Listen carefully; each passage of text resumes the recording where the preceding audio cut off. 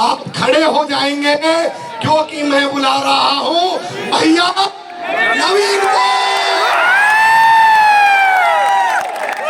भैया जिसके लिए तालियों की गड़गड़ाहट के साथ आ रहे हैं नवीन भैया, बहुत तालियां।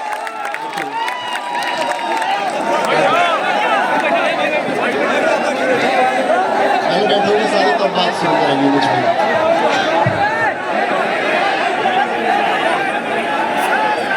एक बार फिर से खड़े हो जाओ। चलो भाई यहाँ बैठ के बात करेंगे। आप बताना कोई भी, पीछे मैं चला जाऊंगा।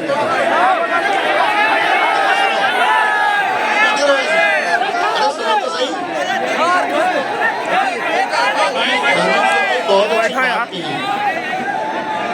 धर्मन सर ने ये बोला, सुनो प्लीज।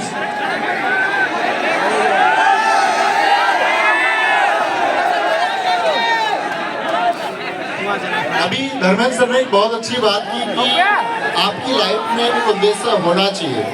तो धर्मेंद्र सर की बात करेंगे। सबसे पहले तो आप सबका यहाँ आने के लिए थैंक यू, बहुत दिल से स्वागत है कि आप लोग, इतने सारे लोगों ने हाथ उठाए कि प्रयागराज के अलावा भी कई जगह से लोग आए। थैंक यू सबको यहाँ आने के लिए, पहली चीज़। दूसरी चीज़ ये है कि तुम्हारे चेहरे की मुस्कुराहट बता रही है कि तुम सच में खुश हो। तो एक बार हाथ ऊपर उठा के बताओ कि मजा आया यहाँ सबको देख के। तो जितना मजा तुमको आया उतना मजा हम लोगों को भी आता है हमेशा, कि आप लोग जब भी कभी कोई इवेंट की डेट रखी जाती है कि हम यहाँ आएंगे, आप सब लोग इतना प्यार देते हैं, उसके लिए बहुत सारा थैंक यू फिर से। हाँ, मेरी बात तो सुन लो, फिर मैं तुम्हारी बात सुनूंगा। शायरी सुन लो, शायरी चलो तुम्हारे लिए सुनाता हूँ कुछ, 10 मिलियन के लिए सुनाते हैं कुछ। बचपन के एक गरीब बच्चे से शर्त लगाई है, और तुम सब बहुत मेहनत करोगे। मेहनत वो करेगा जो सफल हो जाएगा, क्योंकि अगर असफल रह जाओगे तो मेहनत का कोई अर्थ है नहीं। वो सिर्फ आप जानोगे कि आपने मेहनत की, अगर उसको सफलता में कन्वर्ट नहीं कर पाए तो कोई मेहनत है नहीं, प्रैक्टिकली मेहनत है भी नहीं करोगे, वो सिर्फ आप तक सीमित रह जाएगी। तो बचपन के एक गरीब बच्चे से शर्त लगाई है, सुनिए तुमने। बचपन के एक गरीब बच्चे से शर्त लगाई है, मैंने ख्वाब की खातिर नींदें गंवाई हैं। हम लोग, आप लोग बहुत टूटे हैं, बहुत बिखरे हैं, तब जाके रब ने ये नियामतें सजाई। तो आप सब लोग भी मेहनत करेंगे, आगे तक पहुंचेंगे। देखो, मैं धर्मेंद्र सर की बात को कंटिन्यू, ऐसा नहीं यार, देखो सुनो, अब तुम एक बात बताओ, कैटरीना कैफ को तुम टीवी पे देख रहे हो, अब ऐसे थोड़ी तुम्हें कहो कैटरीना कैफ से निकल के हमारे कमरे में आ जा, दिख तो रही हो तुमको, ये जाके इधर आ जा, ऐसा मत करो भाई। देख तो बार रोज देखते हो तुम, ऐसी कोई बात है नहीं इस पे। सामने से देख रहे हैं मेरी बात सुनो आप लोग। भाभी का मुझे पता नहीं है, अमर सर ने इतनी बात बताई है कि सामने बैठे हुए लोग बताएंगे भाभी कब आएगी, तुम्हें उनसे पूछना चाहिए, मुझसे पूछते रहते हो। अरे इनके सामने से क्यों नहीं हटते भाई, तुम हट जाओ। अच्छा मैं लग कैसा रहूं कि बताओ पहले तो।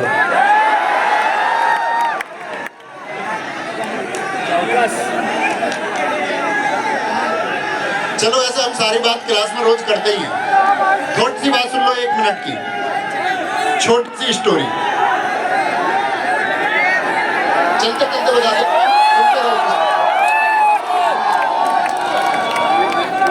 सर ने एक बात बोली, बहुत अच्छी बात थी, आपकी लाइफ में एक उद्देश्य होना चाहिए, बगैर उद्देश्य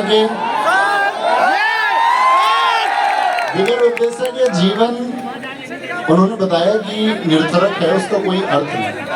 अब हम ये बात करते हैं कि कई बार हम उद्देश्य तो अपने जीवन में चुन लेते हैं। ठीक है, हमने एक सरकारी नौकरी का सपना देख लिया कि मुझको यूपीएससी की परीक्षा पास करनी है, मुझे आरओ की परीक्षा पास करनी है, मुझे SSC GD, UP police constable, बाकी किसी एग्जाम को, दिल्ली पुलिस को मुझको पास करना है। ये उद्देश्य ठीक था, मैंने चुना भी ठीक। मैंने आर्ट के कोर्स को भी ज्वाइन कर लिया, किसी और प्लेटफॉर्म के कोर्स को मैंने ज्वाइन कर लिया, यानी मेरी शुरुआत ठीक थी, लेकिन मैं उसको फाइनल तक क्यों नहीं पहुंच पाया। सबसे बड़ी बात यह है, तो मैं धर्मेंद्र सर की बात में एक बात और जोड़ना चाहूंगा कि उद्देश्य के साथ में आपका डिटर्मिनेशन यानी कि दृढ़ संकल्प होना जरूरी है। और दृढ़ संकल्प कब आता है, उसका छोटा सा तरीका, बात ये नहीं कि आप चीजों के बारे में जानते हैं कि दृढ़ संकल्प क्या है, बात है कि आप अपनी तैयारी में उस दृढ़ संकल्प को ला कैसे सकते हैं। संकल्प लाने का सबसे अच्छा तरीका देखो मैं तुम्हें बताता हूँ। दरअसल में हम लोग जब ग्रामीण परिवेश के लोग हैं या मीडियम फैमिलीज हो या निम्न वर्ग के जितने भी परिवार हैं, दरअसल दौर में हमारा सपना नहीं होता, उस दौर में किसी और का सपना होता है। या तो वो हमारे माँ बाप का सपना होता है या हमारे किसी फैमिली मेंबर का सपना होता है हम लोग ऐसा करें। क्योंकि दोस्त जब हम लोग हुए तो आप लोगों को नहीं पता था मतलब आपकी जाति क्या है, आपका धर्म क्या है, आपका देश कौन सा, आपका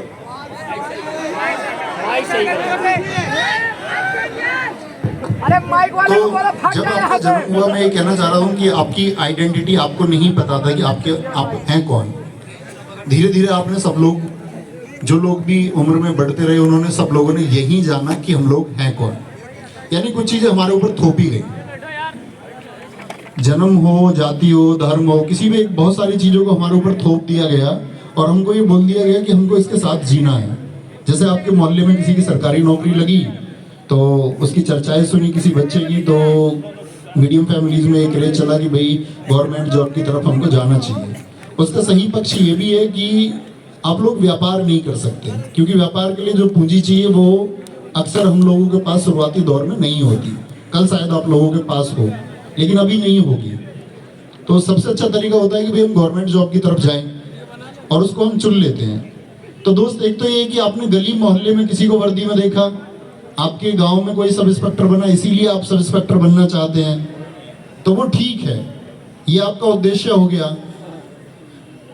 बेटा मैं चांटे लगा देता हूँ ऑनलाइन क्लास में भी, ये तो फिर भी सामने बैठ के नहीं कोई नहीं, किसका वीडियो बनाने आए हो? वीडियो हम आपकी जिंदगी बनाने आए, तुम वीडियो बनाने के चक्कर में लग रहे हो। लव यू टू, बैठो। बात ये मैंने बोला कि आपने किसी को देख के चुन लिया कि सब इंस्पेक्टर मुझे भी हो जाना है या कोई और नौकरी मुझे भी ले लेनी है, आपका उद्देश्य हो गया। डिटर्मिनेशन, दृढ़ संकल्प तब आएगा जब आप उस सपने को अपना बना लोगे। यानी आपने किसी और से जाना कि एक बेहतर तरीका है, अब आपको उस पर चलना होगा। तो गांव में कोई सेलेक्ट हुआ वो अच्छी बात है, उसको देख के आपने सपना चुना, अच्छी बात है, लेकिन आपको उस सपने में वो डूब जाना है। क्योंकि दोस्त अगर आप डूब जाओगे इस सपने में तो वो आसान हो जाएगा। आइंस्टीन का एक कथन है, a hour with a pretty girl on a bench is like a 1 minute. यानी एक खूबसूरत लड़की के साथ किसी बेंच पे बैठे हुए 1 घंटा 1 मिनट के जैसा लगता है। और a minute on a burning stove, a minute on a burning stove is like a 1 hour, it seems a 1 hour. यानी एक गरम स्टोव, जलते हुए स्टोव पर 1 मिनट बैठना भी 1 घंटे के बराबर लगता है। तो आप क्या चुनोगे, गरम स्टोव पर बैठना कि एक बेंच पर बैठना? मतलब इसमें कुछ नेगेटिव नहीं है, ये दरअसल में प्रेम है। प्रेम से हम तुम सब जन्मे हैं, हमारा जन्म उसी से हुआ है। तो आप कहोगे कि मैं चुनूंगा 1 घंटे बेंच पे बैठना। क्यों चुना? हम लोग उसको इसीलिए चुन रहे हैं क्योंकि हमको वहां 1 घंटा 1 मिनट इसलिए लग रहा है क्योंकि वो हमारी चॉइस है। तो भैया चैनल बंद करवाओगे क्या अपना? सर के पास ले जाओ, प्रमोट करेंगे। क्या नाम आपके चैनल का बताओ? इंडियन व्लॉग स्टार, इनको सब्सक्राइब करना तुम लोग। तो मैं आपसे ये कह रहा था कि वो सपना आपका हो जाना चाहिए। अगर सपना आपका होगा तो वो 1 घंटा आपको 1 मिनट लगेगी। चॉइस आपकी है पढ़ाई की, तो आप किसी से पढ़ाई के घंटे नहीं पूछेंगे कि कितने घंटे पढ़ना चाहिए और किस सब्जेक्ट को कितना रेशियो या कितनी देर में पढ़ूं। ये सब क्वेश्चन अपने आप खत्म हो जाते हैं अगर आप पढ़ना जानते हैं। आप हमेशा देखोगे ये प्रश्न उस बच्चे के रहेंगे जिसको कभी पढ़ना नहीं है कि जी मैं कितने घंटे पढ़ूं, कितनी देर किसको पढ़ूं, मुझे मैथ ठीक नहीं है, मेरी जीके ठीक नहीं है, मैं क्या करूं, क्या मैं डरूं, क्या मैं मरूं। ये सारे प्रश्न उसके होते हैं। तो आप एक अच्छे छात्र बनिए उस सपने को अपना बना लीजिए और उसमें डूबना सीखिए और आगे बढ़ते रहिए। क्योंकि दोस्त जब आप आगे बढ़ेंगे तो जो आप सोच रहे हैं बिल्कुल वैसा होगा, ऐसा तय बिल्कुल नहीं है कि आप सब इंस्पेक्टर होने का सोचेंगे तो सब इंस्पेक्टर हो जाएंगे। आप कांस्टेबल भी होंगे और ऐसा भी होगा आप कांस्टेबल बनने का सोचेंगे आप सब इंस्पेक्टर हो जाएंगे। पिछली परीक्षाओं में ऐसे बहुत सारे लोग हैं जिनका RWA पर SSC GD हमारे ही बैच से तैयारी कर रहे थे, नहीं हुआ SSC GD में।